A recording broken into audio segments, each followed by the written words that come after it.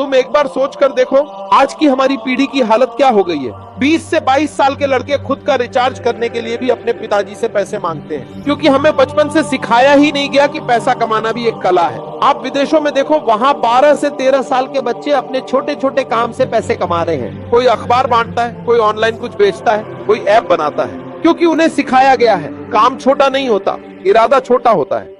और हमारे यहाँ सबको बस एक ही सपना दिखाया जाता है, आगे और पीछे सिर्फ एक नौकरी, पहले स्कूल, फिर कॉलेज, फिर कोचिंग, फिर सालों का इंतजार। 35 की उम्र तक पहुंच जाते हैं, बाल झड़ने लग जाते हैं, तब जाकर कहते हैं अब नौकरी लगी है। लेकिन सोचो अब उससे तुम क्या कर लोगे? जवानी तो इंतजार में निकल गई। अगर तुम्हारी उम्र 13 से 25 के बीच है तो सुनो ध्यान से, अब तुम्हें यह समझना पड़ेगा कि नौकरी ही जिंदगी नहीं है। दुनिया बदल चुकी है। अब काम करने के लिए कुर्सी नहीं, सोच चाहिए। पैसा कमाने के सैकड़ों रास्ते हैं, बस शुरुआत करो। कोई ना कोई स्किल सीख लो, क्योंकि आने वाले सालों में जिसके पास स्किल नहीं होगी उसके पास दूसरा कोई ऑप्शन भी नहीं होगा। थोड़ा रुक कर जरा सोचो, तुम्हारे माँ बाप ने अपनी पूरी जिंदगी इस सिस्टम में गुजार दी, लेकिन अब तुम्हें वही गलती नहीं दोहरानी है। अगर ये वीडियो तुम्हारे तक पहुंचा है और तुमने इस वीडियो पे क्लिक किया है तो बाबू मैं बस तुमसे यही कहूंगा कि थोड़ा सा रुको। शॉर्ट्स तुमने बहुत देख लिए, रील्स तुमने बहुत देख ली, बहुत स्क्रॉल कर लिया। अब रुको और मेरी बात को ध्यान से सुनो। आखिर तुम्हारे साथ क्या हो रहा है? और अगर 30 मिनट तक मेरी एक एक बात ध्यान से नहीं सुन सकते तो अभी चले जाओ और अपनी कब्र खुद खोदते रहो। मैं तुम्हें एक कहानी सुना रहा हूँ, एक ऐसी कहानी जो तुम्हें अंदर तक हिलाकर रख देगी। अगर इस कहानी को सुनने के बाद तुम्हारी आंखों में आंसू ना आए तो समझ लेना कि तुम अब बहुत आगे निकल चुके हो और अब वापस आना बहुत मुश्किल है। तो पहले इस कहानी को ध्यान से सुनो और समझो कि मैं क्या कह रहा हूँ। आगे कहानी में खो जाओगे, इसलिए पहले ही चैनल को सब्सक्राइब कर लो। राहुल 5 सालों से सरकारी नौकरी की तैयारी कर रहा था, लेकिन उसे कभी रिजल्ट नहीं मिल रहा था। एक दिन तंग आकर उसने सोचा, इससे अच्छा तो होता कि मैंने पढ़ाई की ही नहीं होती और अपने गांव में रहकर पिताजी का हाथ बटाया होता। अब तक कितनी चीजें सीख चुका होता। क्यों मैंने अपने 20 साल बर्बाद कर दिए, अपनी जिंदगी बर्बाद कर दी, अपना बचपन बर्बाद कर दिया। हर वैकेंसी के लिए 20-20 लाख फॉर्म भरे जा रहे हैं और सिलेक्शन होता है सिर्फ 5 या 10 हजार लोगों का। मैं उनमें कैसे आऊंगा? पता नहीं कैसा एजुकेशन सिस्टम है हमारा, जो पूरे युवाओं को बर्बाद कर रहा है। उसका सिर भारी था, खिड़की से बाहर देख रहा था, लेकिन आंखों के सामने अंधेरा छाया था। बाहर ट्रैफिक की आवाजें थीं, गाड़ियां भाग रही थीं, हॉर्न बज रहे थे, लेकिन राहुल को सब शोर एक जैसा लग रहा था। वह सोचता जा रहा था, माँ की उम्मीदों का क्या होगा, पापा के भरोसे का क्या होगा, रिश्तेदारों और पड़ोसियों की हंसी कैसे सहन करूंगा। अगर मैं गांव में ही रहता और कभी पढ़ाई ही नहीं करता तो शायद इतना बोझ अपने सिर पर ना होता।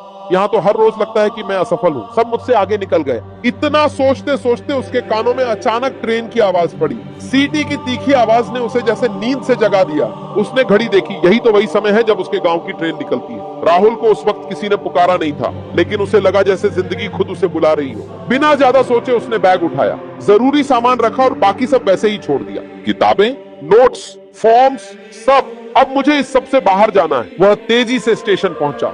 लोग भाग दौड़ में लगे थे, कोई ट्रेन पकड़ रहा था, कोई विदा कर रहा था। राहुल भीड़ के बीच से निकलकर प्लेटफॉर्म पर पहुंचा। ट्रेन पहले से ही खड़ी थी। उसने बिना पीछे मुड़े उसमें कदम रख दिया। ट्रेन धीरे धीरे चल पड़ी। राहुल खिड़की के पास बैठा और बाहर देखने लगा। शहर की ऊंची ऊंची इमारतें पीछे छूट रही थीं। चमकते बोर्ड, कोचिंग सेंटर के पोस्टर, लाइब्रेरी की इमारतें सब एक एक कर गायब हो रहे थे। ऐसा लग रहा था जैसे उसकी नाकामियों का बोझ भी पीछे छूट रहा हो। कुछ देर बाद नजारा बदल गया। चारों तरफ खेत फैले हुए थे, हवा ताजा थी, मिट्टी की खुशबू राहुल की सांसों में घुल रही थी।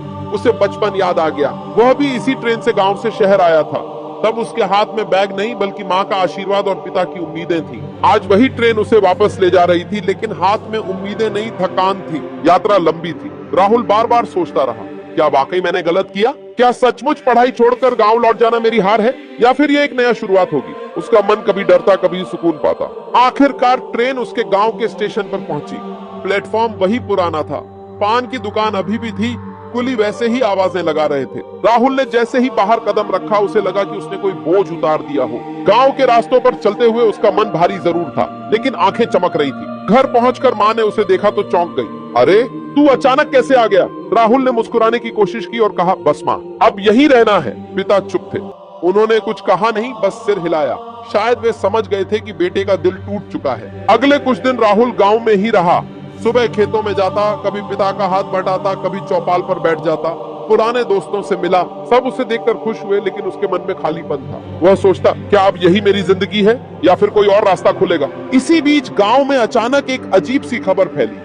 लोग चौपाल पर बैठे थे और सबके मुंह पर एक ही बात थी, अरे सुना, वो भिखारी जो रेलवे स्टेशन पर भीख मांगता था, वो रातों रात अमीर हो गया है। पहले तो राहुल ने इस पर ध्यान नहीं दिया। उसने सोचा, भिखारी अमीर हो गया, ये कोई मजाक ही होगा। लेकिन अगले ही दिन उसने अपनी आंखों से देखा, वही भिखारी, फटे पुराने कपड़ों में दिखने वाला आदमी, अब नए कपड़े पहने हुए था। उसके पास पैसे थे, लोग उससे बातें कर रहे थे और उसकी इज्जत भी कर रहे थे।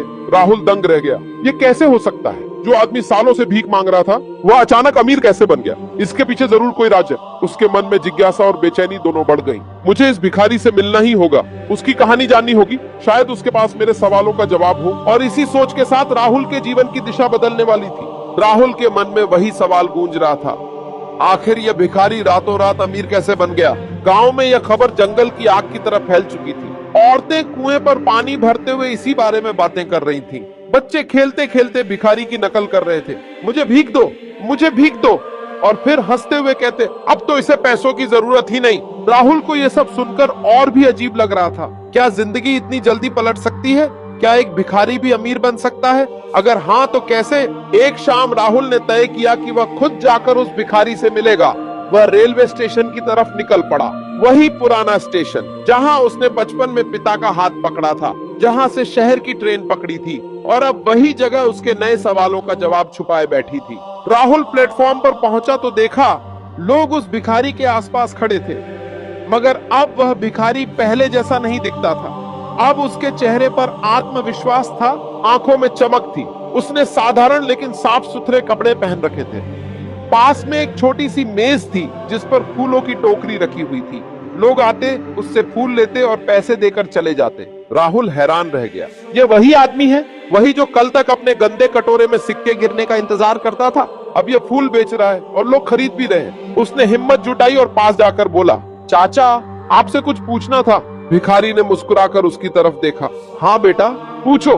तुम भी शायद यही सोच रहे होगे कि मैं अचानक अमीर कैसे हो गया। राहुल चौंक गया। इसे कैसे पता चला कि मैं यही सोच रहा हूँ? वह सिर हिलाकर बोला, हाँ सच बताइए, ये सब हुआ कैसे?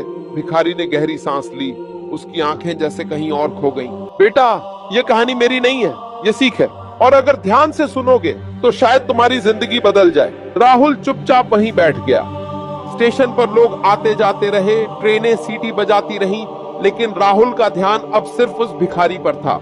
भिखारी ने कहना शुरू किया, सालों तक मैं यही करता रहा, लोगों के सामने हाथ फैलाता रहा, सुबह से शाम तक खड़ा रहता था, कभी कोई सिक्का देता, कभी कोई अपमानित कर देता। मुझे लगता था कि यही मेरी किस्मत है। लेकिन एक दिन सब बदल गया। एक बड़े बिजनेसमैन की गाड़ी यहाँ रुकी। वो बहुत रईस लग रहा था, उसके कपड़े, उसका अंदाज सब अलग ही था। वह मेरे सामने रुका और बोला, तुझे पैसे चाहिए? मैंने सिर हिलाया और कटोरा आगे बढ़ा दिया। उसने मेरी तरफ देखा और हंस पड़ा। ठीक है, मैं तुम्हें पैसे दूंगा, लेकिन इसके बदले में मुझे भी कुछ देना होगा। मैं हैरान रह गया। मैं क्या दे सकता था? मेरे पास तो देने लायक कुछ था ही नहीं। मैं चुप रहा। वो बोला, ठीक है, सोच लो, अगली बार जब मिलूं तो मुझे कुछ दोगे, तभी मैं तुम्हें पैसे दूंगा। और फिर चला गया। भिखारी थोड़ी देर रुका। राहुल की आंखें फैल चुकी थीं। फिर राहुल ने जल्दी से पूछा। भिखारी मुस्कुराया। अगले दिन वही बिजनेसमैन फिर आया। मैं घबरा गया। मेरे पास देने को कुछ भी नहीं था। लेकिन तभी मैंने देखा, यही स्टेशन के किनारे एक पौधा था, उसमें एक छोटा सा फूल खिला था। मैंने वह फूल तोड़ा और उसे पकड़ाते हुए कहा, मेरे पास देने को यही है। वह मुस्कुराया और बोला, बहुत अच्छा। उसने बदले में मुझे 1000 रुपए दे दिए।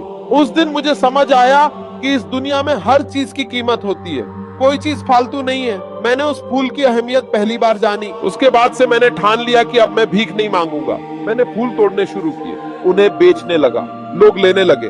धीरे धीरे मेरे पास पैसे आने लगे। मैंने एक छोटी सी टोकरी खरीदी, फिर थोड़े और फूल लाने लगा, और देखो आज अब मैं फूल वाला हूँ, भिखारी नहीं। राहुल ने चुपचाप पूरी कहानी सुनी। उसके भीतर हलचल मच रही थी।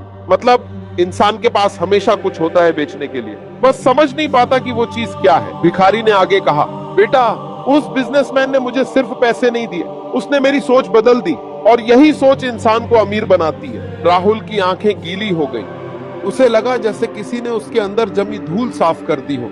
उसने मन ही मन ठान लिया, अब मैं भी जानूंगा कि मेरे पास बेचने के लिए क्या है। अब मैं भी भीड़ का हिस्सा नहीं, अपनी राह बनाने वाला बनूंगा। भिखारी की कहानी सुनकर राहुल देर तक वहीं बैठा रहा। स्टेशन की भीड़ उसके लिए गायब हो चुकी थी। उसके कानों में सिर्फ वही शब्द गूंज रहे थे, इस दुनिया में हर चीज की कीमत होती है। राहुल को महसूस हुआ कि यह कोई साधारण घटना नहीं है। यह आदमी जिसे उसने सालों से कटोरा लिए खड़ा देखा था, अब बिल्कुल बदल चुका था और उसकी बातों में एक अजीब सी ताकत थी।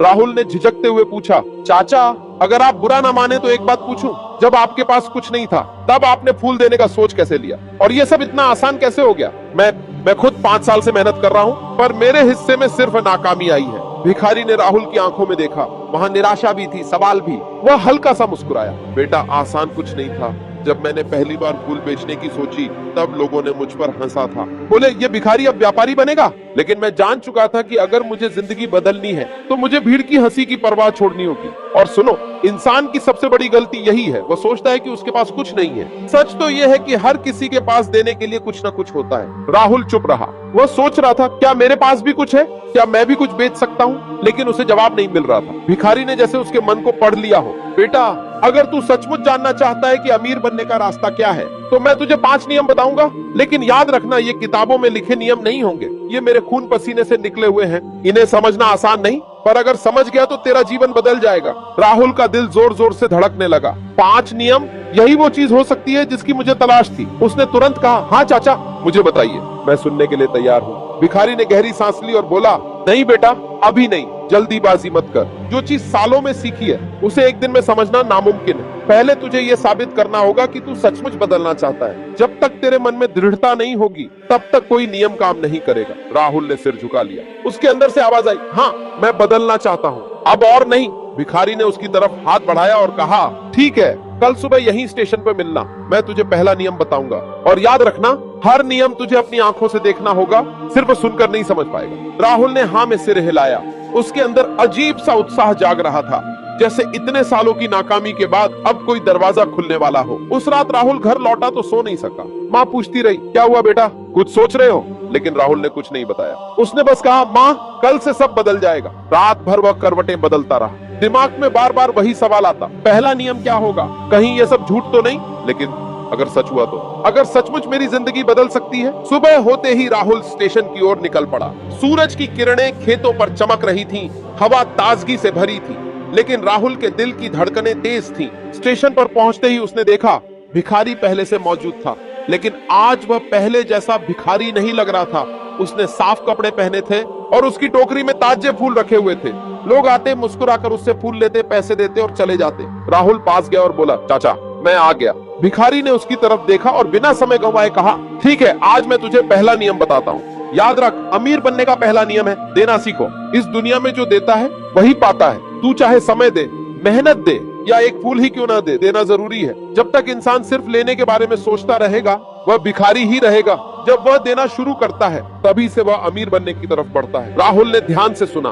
देना क्या सचमुच इतना आसान है? भिखारी ने उसकी आंखों में देखते हुए कहा, बेटा, आसान नहीं है। सबसे मुश्किल चीज है बिना उम्मीद के देना। लोग हंसेंगे, लोग तुझे पागल कहेंगे, लेकिन तू अगर दिल से देता रहेगा तो धीरे धीरे तुझे उसका फल मिलेगा। यही पहला कदम है। राहुल चुप हो गया। उसने अपने जीवन को याद किया। मैंने तो हमेशा लिया ही है, पापा का पैसा, माँ की उम्मीदें, कोचिंग का समय, लेकिन मैंने कभी दिया क्या? राहुल उस दिन घर लौटा तो हाथ में एक छोटा सा फूल था। बाहर से देखने वाले को यह बस फूल लगता, लेकिन राहुल के लिए यह अब एक प्रतीक बन चुका था, उसके नए सफर का पहला कदम। रात भर उसने उस फूल को किताब के पन्नों में दबा कर रखा। यह मुझे याद दिलाएगा कि अब जिंदगी सिर्फ लेने के लिए नहीं, देने के लिए है। अगली सुबह राहुल फिर से स्टेशन पहुंचा। उसका मन उतावला था। आज दूसरा नियम मिलेगा। भिखारी पहले से मौजूद था। उसने राहुल को देखा और मुस्कुराया। आ गया तू? अच्छा है, लेकिन याद रख बेटा, नियम सुनना आसान है, निभाना मुश्किल। आज तुझे दूसरा नियम तभी समझ में आएगा जब तू इसे जिएगा। राहुल ने उत्सुकता से पूछा, क्या करना होगा मुझे? भिखारी ने अपनी टोकरी की तरफ इशारा किया। आज तू मेरे साथ फूल बेचेगा। राहुल चौंक गया। मैं फूल बेचूं? लोग क्या कहेंगे? गांव वाले हंसेंगे। राहुल जो सरकारी नौकरी की तैयारी कर रहा था, अब फूल बेच रहा है। लेकिन तुरंत उसके दिमाग में भिखारी के कल के शब्द गूंजे, लोग हंसेंगे, लेकिन तू डटे रहना। राहुल ने हिम्मत जुटाई और टोकरी उठा ली। प्लेटफॉर्म पर लोग आते जाते रहे। राहुल झिझकता हुआ पहली बार एक यात्री के पास गया। भाई साहब, फूल ले लीजिए। यात्री ने उसे घूरा और बिना जवाब दिए आगे बढ़ गया। राहुल का चेहरा उतर गया। मुझसे नहीं होगा, भिखारी ने हंसते हुए कहा। पहली ठोकर जरूरी है, चल दोबारा कोशिश कर। राहुल ने हिम्मत की। इस बार एक महिला यात्री के पास गया। मैडम, ताजे फूल हैं, लीजिए ना। महिला ने टोकरी देखी, मुस्कुराई और 2 फूल खरीद लिए। राहुल के हाथ में पहली बार कुछ रुपए आए। उस पल राहुल के भीतर अजीब सा जोश जागा।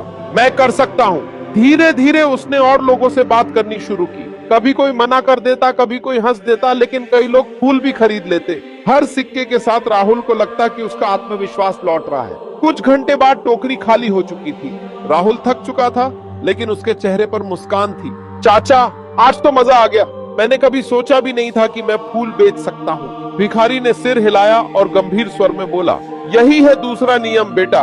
सुन, अमीर बनने का दूसरा नियम है, मेहनत से शर्म मत करो। काम छोटा बड़ा नहीं होता। भिखारी भीख मांगता है क्योंकि उसे लगता है कि मेहनत उसके बस की बात नहीं, और अमीर इसलिए अमीर है क्योंकि उसे मेहनत करने में शर्म नहीं आती, चाहे काम कितना भी छोटा क्यों ना हो। अगर ईमानदारी से किया जाए तो वही अमीरी का रास्ता खोलता है। राहुल ने यह सुनकर गहरी सांस ली। उसकी आंखों के सामने अपनी पुरानी जिंदगी घूम गई। पढ़ाई के नाम पर कमरे में बंद रहना, परिवार का बोझ उठाना, लेकिन असल मेहनत से बचना। क्या मैंने भी मेहनत से मुंह मोड़ लिया था? भिखारी ने उसकी सोच को तोड़ा। देख बेटा, लोग कहते हैं नौकरी बड़ी है, दुकान छोटी है, लेकिन असलियत यह है कि हर काम बराबर है। फर्क बस इतना है कि तू काम कर रहा है या भीख मांग रहा है। जब तक तू मेहनत करने के लिए तैयार है, तू कभी गरीब नहीं रहेगा। राहुल ने सिर झुका लिया। हाँ चाचा, अब समझ आया। मैं हमेशा सोचता रहा कि मुझे सिर्फ बड़ी नौकरी करनी है, लेकिन सच्चाई यह है कि मैं मेहनत से भाग रहा था। भिखारी ने मुस्कुराते हुए उसकी पीठ थपथपाई। अच्छा है, तू सीख रहा है। याद रख, ये नियम तुझे किताबों में नहीं मिलेंगे, इन्हें जीना पड़ता है। और तूने आज दूसरा नियम जी लिया है। राहुल के दिल में अजीब सी शांति थी। उसे लग रहा था कि वह धीरे धीरे अपने खोए हुए रास्ते पर लौट रहा है। स्टेशन से घर लौटते वक्त उसने सोचा, अगर सिर्फ 2 नियम ने मुझे इतना बदल दिया है, तो बाकी 3 मेरे जीवन को कहां तक ले जाएंगे।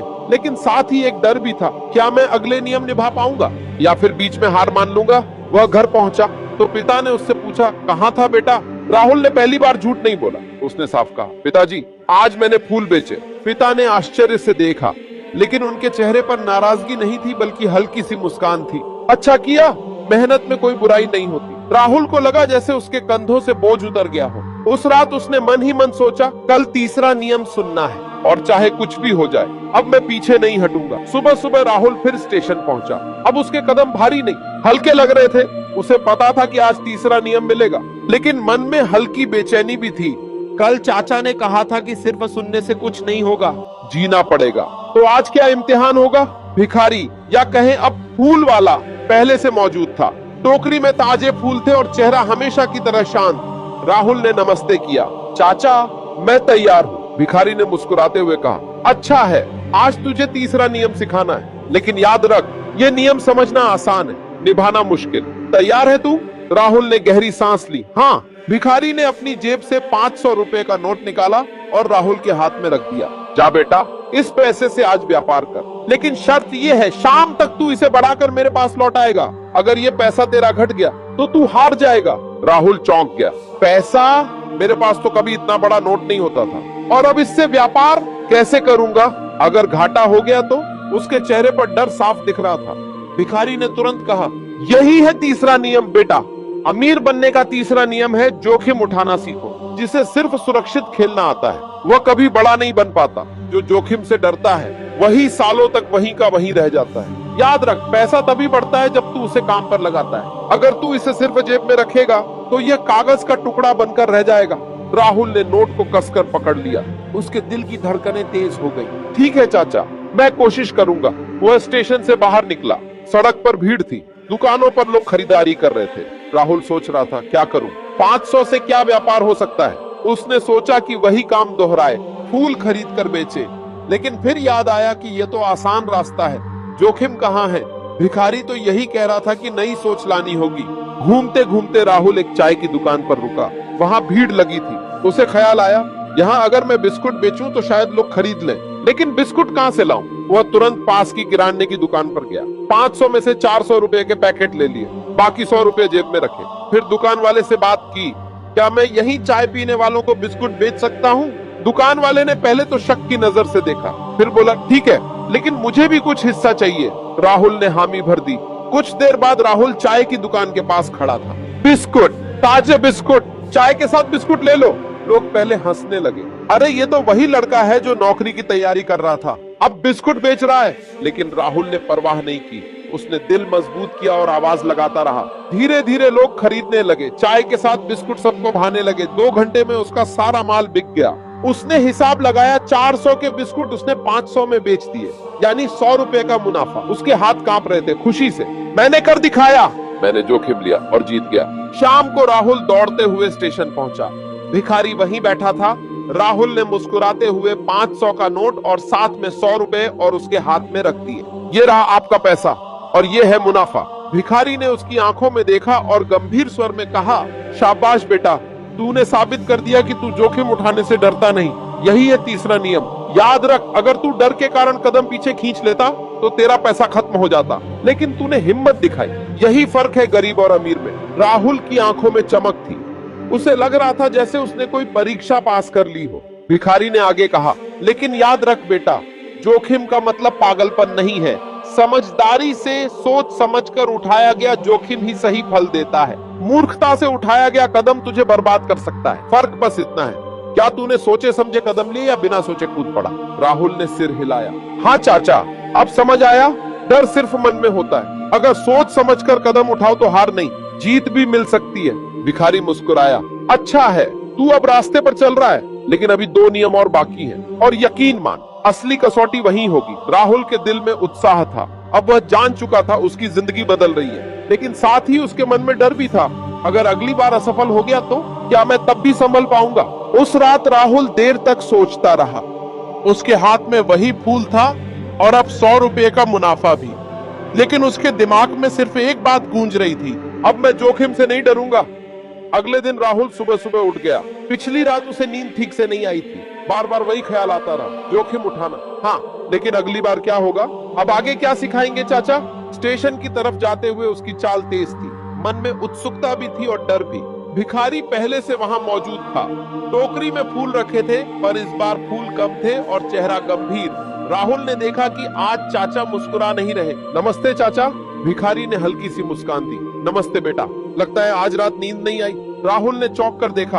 आपको कैसे पता। भिखारी ने कहा, तेरे चेहरे पर सब लिखा है, चिंता मत कर, आज का सबक तेरी सारी बेचैनी का जवाब देगा। राहुल सीधा बैठ गया। तो बताइए, आज क्या सीखना है। भिखारी ने धीरे से कहा, अमीर बनने का चौथा नियम है, अकेले कभी मत चलना, रिश्तों और भरोसे का मूल्य समझो। राहुल ने भौहें सिकोड़ ली। मतलब अमीर बनने के लिए रिश्तों का क्या लेना देना। भिखारी ने बिना जवाब दिए अपनी टोकरी से एक मुरझाया फूल निकाला और राहुल के हाथ में रख दिया। देख, ये फूल अकेला है, अगर इसे तू अकेले ही रखेगा तो जल्दी मुरझा जाएगा, लेकिन अगर इसे बाकी फूलों के साथ रखेगा तो ये और देर तक ताजा रहेगा। जिंदगी भी वैसी ही है, अकेला इंसान जल्दी टूट जाता है, पर जब उसके पास अपने लोग होते हैं तो वह मजबूत रहता है। राहुल अभी भी समझने की कोशिश कर रहा था, तभी भिखारी ने उसे पास खींचा और स्टेशन की ओर इशारा किया। वहां एक रिक्शा वाला बैठा था, जिसका रिक्शा टूटा हुआ था। वह पसीने में लथपथ उसे सुधारने की कोशिश कर रहा था, लेकिन अकेले से काम नहीं बन रहा था। भिखारी ने कहा, जा उसकी मदद कर। राहुल चौंका। लेकिन चाचा, ये तो उसका काम है। भिखारी ने बीच में रोक दिया। नियम सीखना है या बहाने बनाना है। राहुल चुपचाप उठा और रिक्शे वाले के पास गया। दोनों ने मिलकर रिक्शा सीधा किया, पहिया ठीक से लगाया। रिक्शा वाला मुस्कुराते हुए बोला, भाई अगर तुम नहीं आते तो मैं आज यहीं फंस जाता। शुक्रिया। राहुल के मन में अजीब सी खुशी हुई। कोई मुनाफा नहीं, कोई पैसा नहीं, फिर भी दिल हल्का और संतुष्ट। भिखारी ने पास आकर कहा, यही है चौथा नियम, रिश्तों और भरोसे में निवेश करो, इंसानों से जुड़ो। सिर्फ पैसों का लेन देन अमीर नहीं बनाता, असली अमीरी तब है जब लोग तेरे साथ खड़े हों। तू आज उस रिक्शे वाले की मदद की, कल वही तुझे किसी और मुसीबत से निकाल लेगा। यह दुनिया लेन देन से चलती है, लेकिन हर बार पैसा ही नहीं देना पड़ता। कभी मदद, कभी भरोसा, कभी समय भी देना होता है। राहुल ने गहरी सांस ली। अब बात समझ आने लगी थी। तो चाचा, क्या यही वजह है कि आप भी कभी अकेले नहीं रहते? आप हर रोज लोगों से जुड़ते हैं, उन्हें फूल देते हैं। भिखारी मुस्कुराया। सही समझा। मेरे पास शुरू में पैसा नहीं था, लेकिन मेरे पास लोग थे। मैंने फूल बेचते बेचते सिर्फ पैसे नहीं कमाए, बल्कि रिश्ते बनाए। स्टेशन का हर दुकानदार मुझे जानता है, हर यात्री मुझे पहचानता है। यही नेटवर्क मेरी असली ताकत है। जब मेरे पास मुश्किल आई तो ये लोग मेरे साथ खड़े हुए। और बेटा, यही रिश्ते किसी भी इंसान को अमीर बनाते हैं, सिर्फ रुपये से नहीं बल्कि इज्जत और भरोसे से। राहुल चुपचाप सुन रहा था। उसकी आंखों में हल्की नमी आ गई थी। उसे याद आया कैसे नौकरी की तैयारी में उसने खुद को अकेला कर लिया था। दोस्ती छोड़ी, रिश्तेदारों से दूरी बना ली, हर किसी को बोझ समझा। अगर मैंने रिश्ते बनाए होते तो शायद मेरी जिंदगी इतनी खाली नहीं लगती। भिखारी ने उसके कंधे पर हाथ रखा। याद रख बेटा, अकेले चलोगे तो शायद थोड़ा आगे बढ़ जाओगे, लेकिन दूर तक जाना है तो साथ चाहिए। और यही चौथा नियम है। राहुल ने सिर हिलाया। अब उसे साफ दिख रहा था कि पैसा ही सब कुछ नहीं, रिश्तों की ताकत ही असली पूंजी है। उस शाम राहुल घर लौटा तो उसके मन में अलग ही शांति थी। उसने तय किया कि अब वह लोगों से दूर नहीं रहेगा। गांव में, मोहल्ले में, जहां भी रहेगा रिश्ते बनाएगा। लेकिन साथ ही उसके मन में सवाल भी था। अब तक 4 नियम मिल गए, लेकिन 5वां नियम क्या होगा और क्या मैं उसे निभा पाऊंगा? भिखारी ने जाते जाते कहा भी, बेटा 5वां नियम सबसे कठिन है। अगली बार तैयार होकर आना, वहां तेरी असली परख होगी। राहुल के कदम थम गए, दिल जोर से धड़क रहा था। अगर चौथा नियम इतना गहरा था तो 5वां क्या होगा? अगली सुबह राहुल की बेचैनी पहले से कहीं ज्यादा थी। 4 नियम उसके भीतर बैठ चुके थे। पहला, कुछ भी फ्री नहीं मिलता। दूसरा, मेहनत का फल तभी है जब तू मूल्य पैदा करे। तीसरा, जोखिम उठाना सीख। 4, रिश्तों और भरोसे की ताकत समझ। लेकिन अब 5वां नियम बचा था। भिखारी ने साफ कहा था, यह सबसे कठिन है। राहुल स्टेशन की तरफ भागा। इस बार उसके कदम डर और उत्साह दोनों से भरे थे। जैसे ही वह पहुंचा, उसने देखा कि भिखारी फूलों की टोकरी के पास खड़ा है, लेकिन आज उसका अंदाज बदला हुआ था। चेहरे पर वही शांत भाव, पर आंखों में गहराई और गंभीरता। आ गया बेटा? हाँ चाचा, राहुल ने जवाब दिया। मैं तैयार हूँ। भिखारी ने सिर हिलाया। आज मैं तुझे 5वां नियम दूंगा, लेकिन ध्यान रख, ऐसे सिर्फ सुनना नहीं है, इससे जीना पड़ेगा। और ये नियम ही तय करेगा कि तू सच में अमीर बनेगा या नहीं। राहुल ने गहरी सांस ली। बताइए, भिखारी ने उसकी आंखों में देखते हुए कहा। अमीर बनने का 5वां नियम है, खुद को दूसरों के लिए उपयोगी बनाओ। पैसा कमाना आसान है, मेहनत, जोखिम और रिश्तों से हर कोई आगे बढ़ सकता है। लेकिन असली अमीरी तभी है जब तेरी मौजूदगी दूसरों की जिंदगी बदल दे। जब लोग तुझसे सिर्फ रुपए के लिए नहीं बल्कि उम्मीद और सहारे के लिए जुड़े रहे। राहुल थोड़ी देर चुप रहा। लेकिन चाचा, मैं दूसरों के लिए क्या कर सकता हूँ? मैं खुद संघर्ष कर रहा हूँ। अभी तक तो मेरी जिंदगी ही उलझी रही है। भिखारी मुस्कुराया। यही तो असली कसौटी है बेटा। हर इंसान सोचता है कि पहले मैं सफल हो जाऊं, अमीर बन जाऊं, फिर दूसरों की मदद करूंगा। लेकिन सच्चाई उलटी है। जो दूसरों के लिए काम करना शुरू करता है वही सच में अमीर बनता है। देख, मैंने फूल बेचकर पैसा कमाया, लेकिन असली दौलत तब मिली जब लोगों को मैंने खुश किया। शादी में फूल दिए तो आशीर्वाद मिला, यात्रियों को फूल दिए तो मुस्कान मिली। यही मेरी असली कमाई है। राहुल सोच में पड़ गया। भिखारी ने उसकी चुप्पी तोड़ते हुए कहा, आज तुझे एक इम्तिहान दूंगा। स्टेशन के उस कोने में देख। राहुल ने देखा। वहां एक बूढ़ी औरत बैठी थी, झुर्रियों से भरा चेहरा, मैले कपड़े, हाथ कांपते हुए फैले हुए। वह भिखारी भी नहीं लग रही थी, क्योंकि उसके चेहरे पर लाचारी थी, लेकिन जुबान पर भीख मांगने का शब्द नहीं। भिखारी ने कहा, जा बेटा, आज तुझे इस औरत की मदद करनी है, लेकिन ध्यान रहे, मदद सिर्फ पैसे से मत करना। कोशिश करना कि तेरी मौजूदगी उसकी जिंदगी बदल दे। अगर तू सफल हुआ तो 5वां नियम तूने सीख लिया, वरना समझ लेना कि अभी तेरा सफर अधूरा है। राहुल के दिल में हलचल मच गई। जिंदगी बदल दूं? मेरी अपनी जिंदगी ही संभल नहीं रही और मैं किसी और की जिंदगी कैसे बदलूंगा? लेकिन वह आगे बढ़ा, धीरे धीरे उस औरत के पास पहुंचा और बैठ गया। मां जी, आप यहाँ क्यों बैठी हैं? औरत ने कांपती आवाज में कहा। बेटा दामाद शहर में है, उन्होंने मुझे बोझ समझकर यहाँ छोड़ दिया। कोई सहारा नहीं है। कभी कोई यात्री दया कर देता है तो पेट भरता है, वरना भूखा रह जाती हूँ। राहुल के दिल में टीस उठी। उसे अपने पिताजी याद आए। अगर मैं गांव न लौटता तो शायद वे भी अपने बेटे को बोझ ही समझते। उसने औरत के हाथ में पैसे रखने चाहे, लेकिन तुरंत याद आया, चाचा ने कहा था सिर्फ पैसे से मदद मत करना। उसने सोचा और अचानक एक ख्याल आया। स्टेशन के पास एक चाय की दुकान थी जहां वह पहले बिस्कुट बेच चुका था। वह वहां गया और दुकान वाले से बोला, आते भाई, क्या आप इस माँ जी को अपने पास रख सकते हैं? ये चाय परोस देंगी, बर्तन धो देंगी, बदले में इन्हें खाना और थोड़े पैसे दे देना। इससे आपका काम भी आसान हो जाएगा और इनका जीवन भी सुधर जाएगा। दुकान वाले ने पहले हिचकिचाया, लेकिन फिर मान गया। राहुल वापस औरत के पास आया और सब समझाया। बूढ़ी औरत की आंखों से आंसू बह निकले। बेटा, तूने मुझे जिंदगी लौटा दी। आज तक सबने मुझे बोझ समझा, लेकिन तूने मुझे काम और इज्जत दी। राहुल का दिल भर आया। भिखारी दूर खड़ा सब देख रहा था। राहुल उसके पास लौटा। चाचा, क्या यही 5वां नियम था? भिखारी ने गर्व से उसकी पीठ थपथपाई। हाँ बेटा, यही। खुद को दूसरों के लिए उपयोगी बनाना ही असली अमीरी है। तूने आज सिर्फ एक औरत को सहारा नहीं दिया बल्कि खुद को इंसान बनाया है। याद रख, पैसे से बड़ा निवेश इंसानों की जिंदगी में करना होता है। जब तू किसी की दुनिया बदल देता है तब दुनिया तुझे अमीर बनाती है। राहुल की आंखें नम थीं, उसके भीतर जैसे एक नई रोशनी जल उठी थी।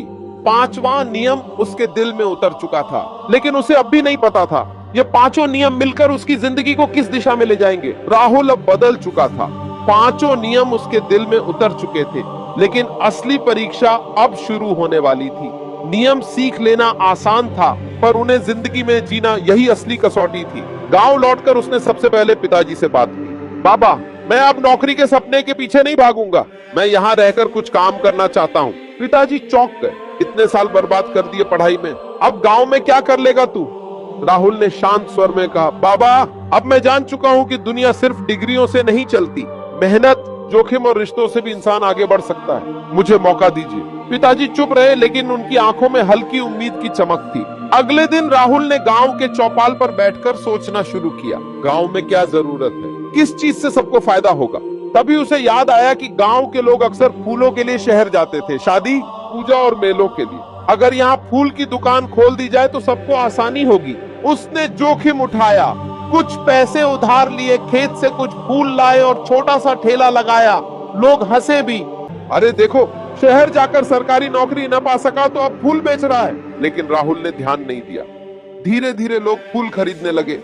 उसने सीखे हुए नियम अपनाए, हर फूल की कीमत तय की, कुछ भी फ्री नहीं दिया। फूल सजाकर बेचे ताकि लोगों को मूल्य महसूस हो। उधार लेकर जोखिम उठाया, गांव वालों से दोस्ती की, हर किसी का ख्याल रखा। और सबसे बढ़कर जब कोई बूढ़ी दादी फूल खरीदने आई और पैसे कम पड़े तो राहुल ने कहा, आप पैसे मत दीजिए, ये फूल आपके लिए है, बस मुझे आशीर्वाद दीजिए। लोगों को लगा कि राहुल सिर्फ बेच नहीं रहा बल्कि उनके लिए कुछ कर रहा है। धीरे धीरे उसका काम बढ़ा। कुछ महीनों में राहुल की फूल की दुकान गांव से कस्बे तक पहुंच गई। उसने और लोगों को काम पर रखा, एक लड़का फूल तोड़ने के लिए, एक लड़की गजरे बनाने के लिए। राहुल ने चौथा नियम याद रखा, अकेले मत चलो।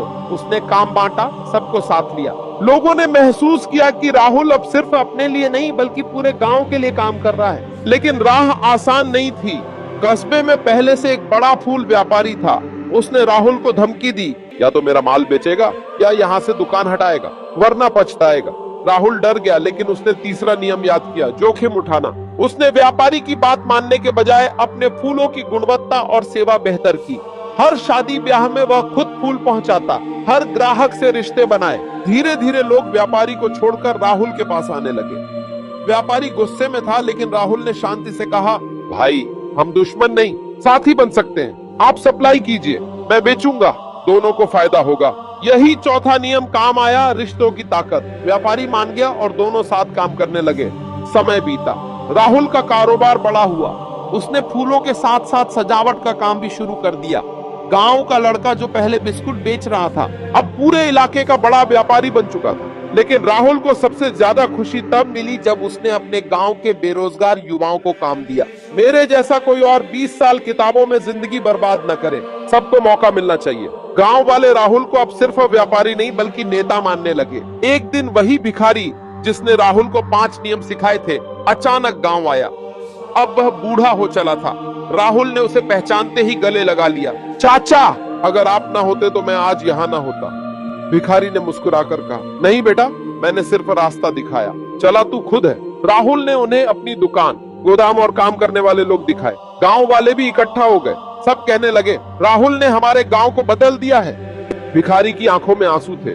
यही असली अमीरी है बेटा। पैसा तो हर कोई कमा सकता है, लेकिन जो इंसान दूसरों की जिंदगी बदल दे वही सच में अमीर होता है। राहुल ने झुककर उनके पैर छुए। चाचा, ये 5 नियम मैं कभी नहीं भूलूंगा। ये सिर्फ मुझे अमीर नहीं, इंसान भी बना गए। भिखारी ने धीरे से कहा, अब तू ही इन नियमों को आगे बांट ताकि कोई और भी अपनी जिंदगी बर्बाद न करे। और उसी दिन से राहुल ने गांव के युवाओं को सिखाना शुरू किया, मेहनत की कीमत समझो, अपने काम से मूल्य पैदा करो, जोखिम उठाओ, रिश्ते बनाओ और सबसे बढ़कर खुद को दूसरों के लिए उपयोगी बनाओ। राहुल की कहानी अब सिर्फ गांव तक नहीं रही, वह पूरे जिले में मिसाल बन गया।